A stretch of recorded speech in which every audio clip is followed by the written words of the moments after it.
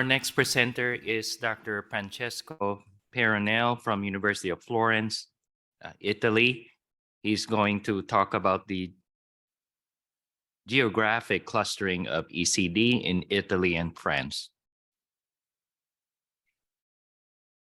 So good morning again, everybody, and thank you for giving me the opportunity to present you this study, which is focused on the geographic clustering of ECD in Italy and France.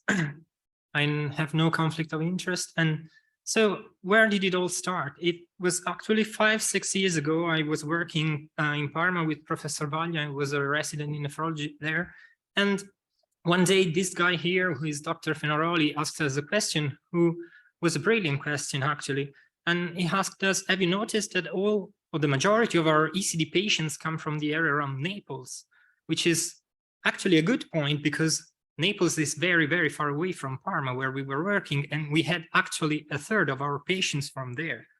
And so he had that idea, and last year I wanted to give it a chance. And so we know for a fact that germline genetic aberrations and exposures to environmental factors can confer susceptibility to clonal malignancies and inflammatory diseases. And ECD has this dual nature, so it can be considered both clonal malignancies and inflammatory disease. We know that ECD typically develops in adults, and so it is reasonable to think that exposure to environmental agents could play a pathogenic role. So disease mapping and geographic clustering of disease can be a first step in analyzing putative risk factors that can contribute to the onset of the disease. So we started collecting data from the center we were working at the time and the center we are working now, so Parma and Florence. Then we asked our colleagues in Milan, which is the other referral center for ECD in Italy. And then we were able to collect data from all other centers where ECD patients were diagnosed and treated.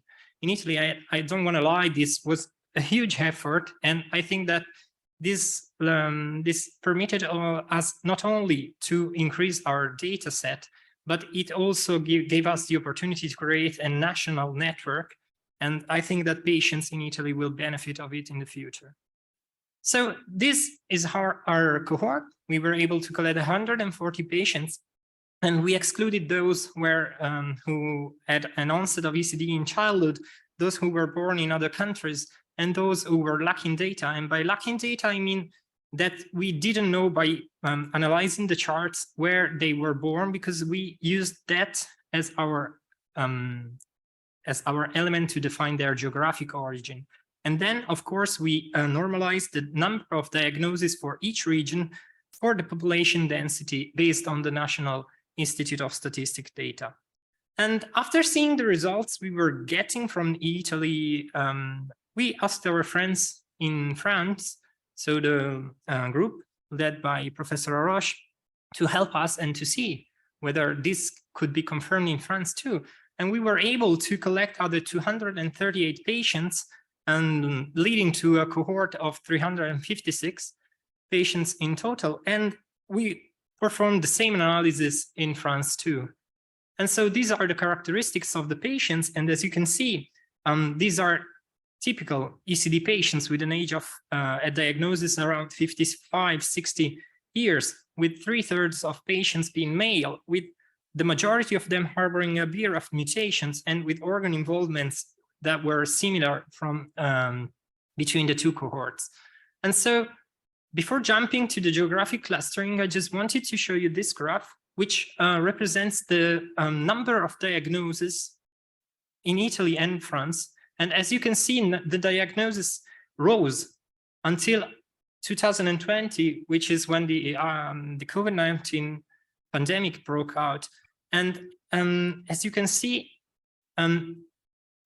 the number of diagnoses of the latter 3 years before the COVID pandemic was around 0.2, 0.5 patients every million adult resident a year. So, of course, we know that ECD is an extremely rare disease, but this says to us that the incidence, the rough incidence, could be estimated around 1 person every 1 million inhabitants a year. And of course, what this graph shows us is that the growing awareness of the disease is making it more and more diagnosed over time. So the first thing I was asked when I showed my results to Professor Valli was, how could you tell that what you're seeing is not due by chance? It's not a coincidence. And so I went through literature and I found several methods were validated to test statistically the geographic clustering of disease. And this is a Japanese study published back in the 70s, where they were studying the incidence of esophageal and bladder cancer. And as you can see, they consider all municipalities and define them based on the incident above or under the national average. So they were able, of course, to identify different municipalities. And when they were getting together and having the same characteristic, of course, this would increase the significance of the clustering. And so these are the characteristics, so the results of our study. So as you can see, in Italy, the majority of our patients come from the southern regions. So it was true. What Dr. Finaroli had observed in the past was actually true. And in France, instead, there is this region in northern and central France, and the area of Ile-de-France, which is the region where Paris is excluded by this. So in Paris, you have a number of diagnoses in line with national average, whereas in the regions around it, you have a higher number. And on the Côte d'Azur, on the southern region, there are very little number of patients diagnosed. So we performed also the statistical analysis, which was significant in Italy and borderline in France. But of course, we didn't want to prove a striking significance here. We want just to support our hypothesis. And where's the link then between the number of diagnoses and the geographic clustering we are observing? We tried to look at several pollutants, and here you can see a geographic display of pesticides in water. And of course, these maps do not look alike the ones that I showed you before. And also for air pollution, we didn't find a real link. And here are some maps describing the concentration of nitrogen dioxide and particulate matter, both in Italy and France. And again, these maps does not correlate to the ones of our clustering. And so we asked ourselves, what about the socioeconomic characteristics of this region? And we analyzed the HDI, which is the Human Development Index, which is a parameter that takes into account the life expectancy, the educational level of people, and the gross income. So it is not a parameter we invented. It is used by the United Nations to define the development status of a country. And this is what we found. So in Italy, the region with the higher number of patients diagnosed are the regions where the level of HDI is the lower. So the southern region of Italy are those where the HDI is lower and those where the number of diagnoses is higher. And the same seems to happen also in France, where all the regions in the northern center around Ile-de-France show this characteristic. So it seems that the regions with the higher number of diagnoses, again, are those displaying their lower HDI. And I'm not saying, of course, that patients with ECD are those with a lower educational level or those with a lower income, but probably the overlapping of these two mappings suggests that socioeconomic factors, productive activities, lifestyle, and environmental exposures could be strongly related to risk factors driving to the development of ECD. So to conclude, ECD is increasingly diagnosed in Italy and France and all over the world, fortunately, probably thanks to the growing awareness about this rare condition. And in Italy and France, we identified this geographic clustering of disease, and this clustering has a distribution that appears similar to that of the Human Development Index. And of course, this study sets the stage for further research that is needed in order to identify environmental exposure to agents potentially involved in the development of ECD. I'd like to thank all the people that contributed to this study, It was a strong effort, and I'm here for your questions. Thank you.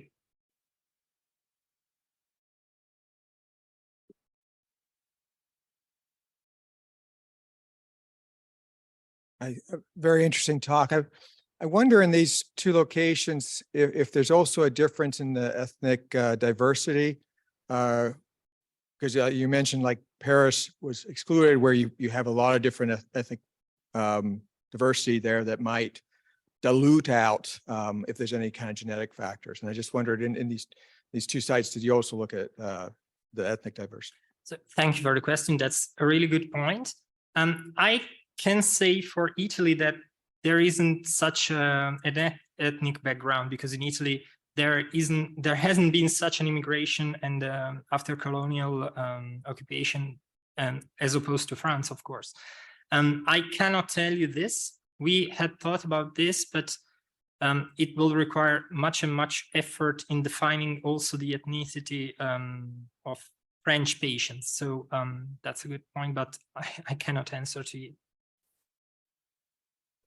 Hi, thank you for the great talk. One question I had was that, have you done genetic sequencing in these cases given the geographical clustering of these patients coming from a specific region to look for SNPs or even germline testing? The reason I ask is, can a genetic abnormality be present and the environmental exposure act as the second hit? So that's why the patients in that particular geographic locations are more predisposed to develop ECD. Yeah. Thank you. That's another good point. Thank you. And of course, it would be great to perform genetic analysis in order to identify possible genetic abnormalities already present in a population predisposing to disease. This is a retrospective study. There are patients included who were diagnosed in 1986. And so we didn't have the opportunity to perform genetic analysis in all of them. So it's... Yeah, I have a comment. The trying to explain these results is certainly challenging. We don't want to to overinterpret. I think that's the easiest mistake that we can make in interpreting these results. I think the only true thing is that there's a clustering. And this is a geographic clustering, and this has been particularly strong in Italy, also considering that the main centers of reference were in the north of Italy, whereas the patients came from the south. So the only error that we can have in this context is an underestimation of the clustering, not an overestimation.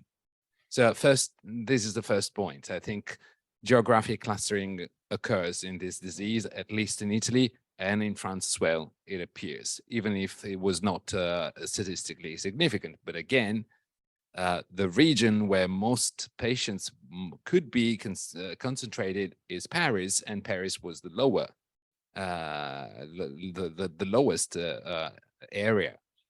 So I think this is one important point.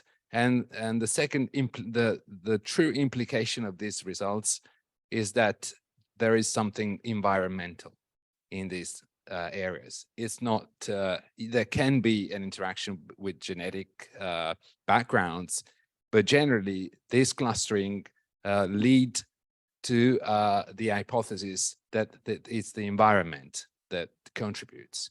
So the clustering is not, essentially it's not determined by a genetic origin, but by environmental studies. This occurs in many different diseases, and this is the leading hypothesis. So I think the value of this study, which is a total, you can say it's a Fenaroli's idea, but it's your idea, and I think you have to be really congratulated for being tough and leading this to the end. But I think you just clearly said that this disease has an environmental origin as well. Very nice talk and subject, I guess. And for the French patients, there is also one bias. It's that and the contrary from Italy, where you screened many centers. For France, it was the patients which had been referred to our center, which is quite an impressive cohort, but I'm sure there are many other patients throughout France. We could still capture maybe 100 patients, but I'm sure it would reinforce this. And for the ethnic background, ethnicity, I think there's one limitation in France is that I think in the contrary to other countries such as the US, we do not have the right to do statistics and say that, for instance, like COVID patients are more severe in Black people, for instance, which is true in France, but there is no it's something we feel and sense, but there is no proof of this compared to the US, for instance. So, but it would be interesting definitely to see if the ethnic origin of many of the patients, even though I think that most were like Caucasian, if there is a meaning for that.